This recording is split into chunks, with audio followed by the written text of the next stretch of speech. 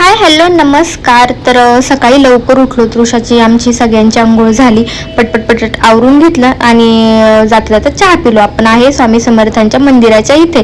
तर काल रात्रीही आपण छान इव्हिनिंगला दर्शन घेतलं स्वामी आईंचं आणि आता पुन्हा आपण छान दर्शन घ्यायला चाललेलो आहे. आज घरी निघायचं आपल्याला जायला, त्याच्यामुळे बोललं की आधी स्वामी आईचं दर्शन घेऊयात. रात्री झोप नाही, रात्री उशिरा सगळं फिरून वगैरे आलो.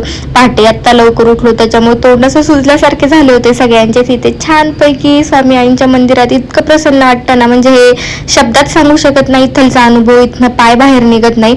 खूप छान फ्रेश वातावरण, तिथे दरवळणारा धूपदीपांचा वास, येणारे लोक, या रांगेत उभं राहायचं आणि सगळे टेन्शन विसरून जायचे. स्वामी आईंचं छान दर्शन घेतलं आणि परत पुन्हा आपण निघालो होता घरच्या रस्त्याने.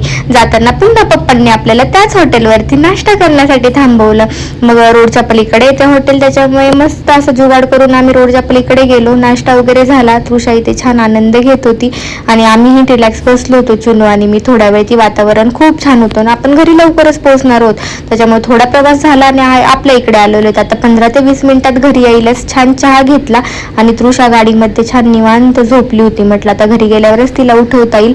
आणि स्वामी आईंची आपण जी मूर्ती घेतली आहे इथे काल, तर ती तुम्हाला मी आता घरी गेल्यानंतर अभिषेकाच्या वेळेस दाखवेल. घरी आलो आणि असा काहीच आपला छान प्रवास झाला.